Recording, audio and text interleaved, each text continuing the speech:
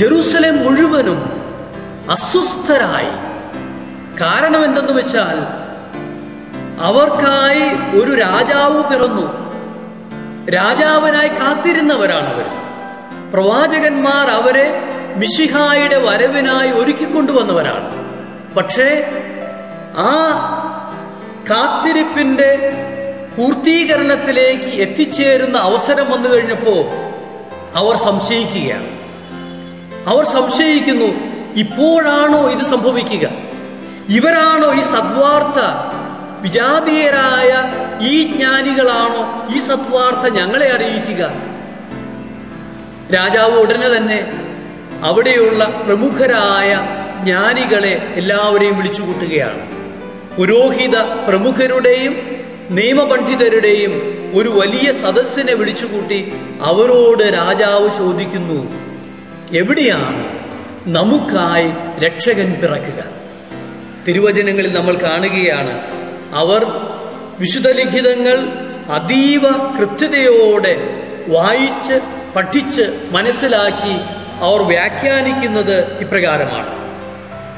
അവർ പറഞ്ഞു, യൂദയായിലെ ബേത്ലഹേമിൽ പ്രവാചകൻ എഴുതിയിരിക്കുന്നു, യൂദയായിലെ ബേത്ലഹേമേ, നീ യൂദയായിലെ പ്രമുഖ നഗരങ്ങളിൽ ഒട്ടും താഴെയല്ല. എന്റെ ജനമായ ഇസ്രായേലിനെ നയിക്കാനുള്ളവൻ നിന്നിൽ നിന്നാണ് ഉത്ഭവിക്കുക. വ്യക്തമായി അവർക്ക് മനസ്സിലായി. തിരുവചനങ്ങളിലൂടെ ദൈവം വെളിപ്പെടുത്തി കൊടുത്ത സത്യങ്ങളിലൂടെ അവർക്ക് മനസ്സിലായി എവിടെയാണ് ദൈവത്തിൻ്റെ പ്രിയപുത്രൻ ജനിക്കുക. ബേത്ലഹേമിൽ ജനിക്കുന്നു എന്നുള്ള ആ വലിയ സന്തോഷത്തിന്റെ സദ്വാർത്ത അവർ കിഴക്ക് നിന്നുമെത്തിയ ജ്ഞാനികളുമായി പങ്കുവച്ചു. അവർ തിടുക്കത്തിൽ യാത്ര പുറപ്പെടാൻ തയ്യാറായപ്പോൾ ഹെരോദേസ് പറഞ്ഞു, നിങ്ങൾ പോയി ശിശുവിനെ കുറിച്ച് വ്യക്തമായി അറിഞ്ഞ് അവനെ ആരാധിക്കുക, എന്നിട്ട് തിരിച്ചു വന്ന് എന്നെ വിവരം അറിയിക്കുക, അപ്പോൾ എനിക്കും ആരാധിക്കാമല്ലോ. നമ്മൾ ഇവിടെ പ്രത്യേകമായി മനസ്സിലാക്കേണ്ട ഒരു കാര്യമുണ്ട്. ജെറൂസലേം യഹൂദരുടെ തലസ്ഥാന നഗരിയാണ്, വിശുദ്ധ നഗരമാണ്.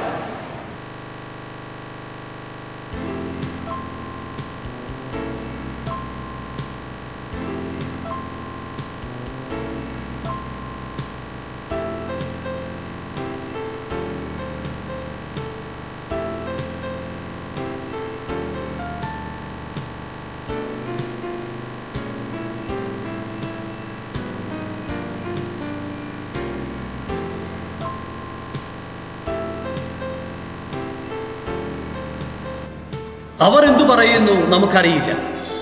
അവരെക്കുറിച്ച് യാതൊന്നും പ്രതിപാദിക്കുന്നുമില്ല. എന്നാൽ കിഴക്ക് നിന്നും എത്തിയ ജ്ഞാനികൾ അവർ വീണ്ടും യാത്ര തുടർന്നു. നക്ഷത്രം അവർക്ക് മുമ്പിൽ പ്രത്യക്ഷപ്പെട്ടു. നക്ഷത്രത്തിന്റെ ദിശയനുസരിച്ച് അവർ കൃത്യമായി യാത്ര ചെയ്തപ്പോൾ അവർ ബേത്ലഹേമിൽ ദിവ്യശിശുവിനെ കാണുവാൻ ഉതകുന്ന വിധത്തിൽ അവർക്ക് വലിയ ഭാഗ്യം കൈവരുകയാണ്. അവർ, തിരുവചനം പറയുന്നു, തിരിച്ച് മറ്റൊരു വഴിയിലൂടെ അവർ യാത്രയായി. ഹെരോദേസിന്റെ പക്കലേക്ക് ഈ സദ്വാർത്ത അറിയിക്കാൻ കർത്താവ് അവരെ നിയോഗിക്കുന്നില്ല.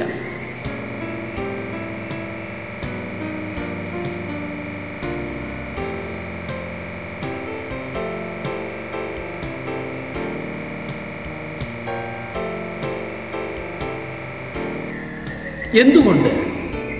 ജെറൂസലേം നിവാസികൾക്കും പ്രധാന പുരോഹിതന്മാർക്കും വേദപണ്ഡിതർക്കും നിയമപണ്ഡിതർക്കുമെല്ലാം ദൈവത്തിൻ്റെ ദിവ്യപുത്രന്റെ മുഖാഭിമുഖമുള്ള ദർശനം സാധ്യമായില്ല.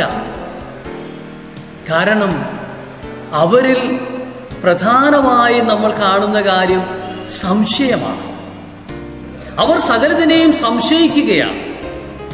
ദൈവത്തിൻ്റെ പുത്രൻ പിറന്നു എന്നുള്ളത് യാഥാർത്ഥ്യമാണെങ്കിൽ, പക്ഷെ അത് എവിടെയാണ് പിറക്കുക? ഞങ്ങളുടേതല്ലേ വിശുദ്ധ നഗരി? ഇവിടെയല്ലേ ദൈവത്തിന്റെ പുത്രൻ പിറക്കുക? വർഷങ്ങളായി ഞങ്ങൾ ഈ ദൈവപുത്രന്റെ ആഗമനത്തിനായി കാത്തിരിക്കുകയല്ലേ? ബേത്ലഹേം ജെറൂസലേം പട്ടണവുമായി താരതമ്യപ്പെടുത്തുമ്പോൾ അത് ചെറുതായ പട്ടണമാണ്. ബേത്ലഹേമിൽ ജനിക്കുമോ? എന്തുകൊണ്ട് വിശുദ്ധ നഗരിയായ ജെറൂസലേമിൽ ആയിക്കൂടാ? അത് ഇപ്പോൾ തന്നെയാണോ? സംശയങ്ങളുടെ ഒരു വലിയ നീണ്ട പട്ടിക തന്നെ അവരുടെ മനസ്സിൽ ഉദിക്കുകയാണ്. അവർക്ക് തിരുമുഖ ദർശന ഭാഗ്യമുണ്ടായില്ല. എന്നാൽ അവരിൽ ഒരാളെ തിരുവചനം പിന്നീട് പ്രത്യേകമായി എടുത്തു പറയുന്നത് പോലെ തിരുവചനങ്ങളെ അതീവ ശ്രദ്ധയോടെ വായിച്ച് മനസ്സിലാക്കി ധ്യാനിക്കുമ്പോൾ എൻ്റെ മനസ്സിലേക്ക് വരികയാണ്. എനിക്ക് തോന്നുന്നു ഈ പ്രധാന പുരോഹിതരിൽ ഒരാൾ, ഫരിസേയ പ്രമുഖരിൽ ഒരാൾ, ഒരുപക്ഷെ അന്ന് ഹെരോദേസ് വിളിച്ചുകൂട്ടിയ പണ്ഡിത സമൂഹത്തിലെ ഏറ്റവും ചെറുപ്പക്കാരനായ ഒരാൾ, അതിയായ ഒരാഗ്രഹം മനസ്സിലുണ്ടായി. ആ ആഗ്രഹം എന്നും സൂക്ഷിച്ചു മുന്നോട്ട് പോയ ആളായിരുന്നിരിക്കണം. അയാളെക്കുറിച്ച് പ്രതിപാദിക്കുന്നുണ്ട്. നാം കാണുന്നത് 33 വർഷങ്ങൾക്ക് ശേഷമുള്ള ഒരു സംഭവത്തിൻ്റെ വിവരണമാണ് തിരുവചനത്തിൽ. അത് യോഹന്നാന്റെ സുവിശേഷം 3-ാം അധ്യായം. അവിടെ നാം കണ്ടുമുട്ടുന്ന യഹൂദ മത പണ്ഡിതനായ ഒരു മനുഷ്യനെയാണ്. അദ്ദേഹത്തിൻ്റെ പേരാണ് നിക്കദേമോസ്. നിക്കദേമോസ് ഇരുളിൻ്റെ മറ പിടിച്ച് നസസിലെ തച്ചന്റെ മകന്റെ അടുത്തേക്ക് യാത്രയാകുന്നത് തിരുവചനത്തിൽ രേഖപ്പെടുത്തിയിരിക്കുന്നു. ഈശോയുടെ അടുക്കൽ രാത്രി അവിടുത്തെ സവിധത്തിൽ വന്നുകൊണ്ട് നിക്കദേമോസ് ചോദിക്കുകയാണ്. 3-ാമത്തെ അധ്യായം 2-ാമത്തെ തിരുവചനമാണ്. റബ്ബി, അങ്ങ് ദൈവത്തിൽ നിന്ന് വന്ന ഒരു ഗുരുവാണെന്ന് ഞങ്ങൾ അറിയുന്നു. ദൈവം കൂടെയില്ലെങ്കിൽ ഒരുവനും നീ ചെയ്യുന്ന ഈ അടയാളങ്ങൾ പ്രവർത്തിക്കുവാൻ കഴിയുകയില്ല.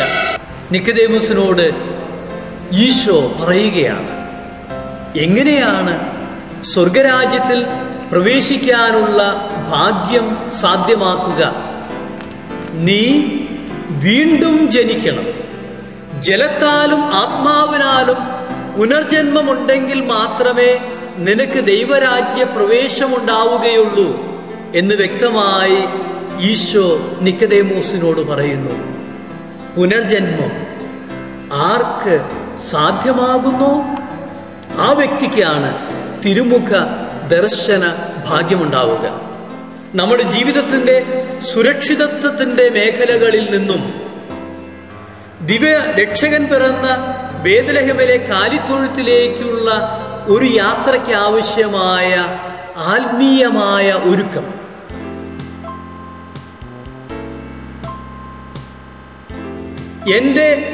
ഞാൻ ഉറച്ചു വിശ്വസിക്കുന്ന ചില ബോധ്യങ്ങളിൽ നിന്നൊക്കെ ഞാൻ ഒരുപക്ഷെ ഇറങ്ങേണ്ടതായിട്ട് വരും.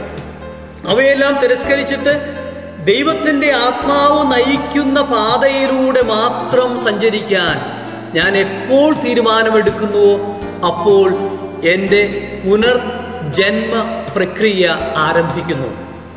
അവിടെ പുനർജന്മം പ്രാപിക്കുന്ന നിക്കദേമോസിൻ്റെ തുടർന്നുള്ള യാത്ര നമുക്ക് കാണുവാൻ സാധിക്കും.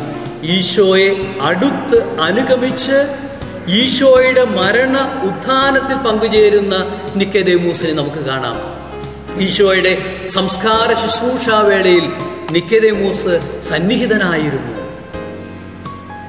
സ്നേഹമുള്ളവരെ, ക്രിസ്മസിൻ്റെ സന്ദേശം നമുക്ക് നൽകുന്നത് ഇടയന്മാരും കിഴക്ക് നിന്ന് വന്ന ജ്ഞാനികളും പുരോഹിത പ്രമുഖരിൽ ഒരാളായ നിക്കദേമോസുമാണ്.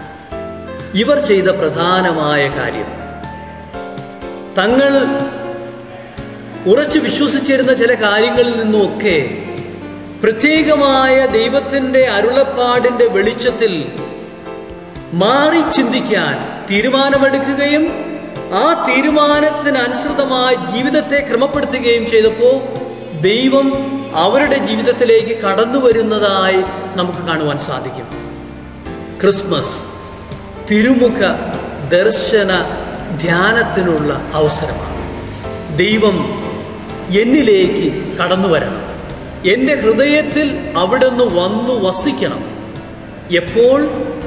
എന്നിൽ പിറക്കുന്ന ദൈവത്തിൻ്റെ സാന്നിധ്യം എനിക്ക് അനുഭവിക്കാനാകുന്നുവോ അപ്പോൾ വ്യക്തമായി മാലാഖമാരുടെ കീർത്തനം എനിക്ക് എൻ്റെ കാതുകളിലും എൻ്റെ ഹൃദയങ്ങളിലും മുഴങ്ങിക്കേൾക്കുന്നതായി അനുഭവപ്പെടും. അത്യുന്നതങ്ങളിൽ ദൈവത്തിന് മഹത്വം, ഭൂമിയിൽ സന്മനസ്സുള്ളവർക്ക് സമാധാനം.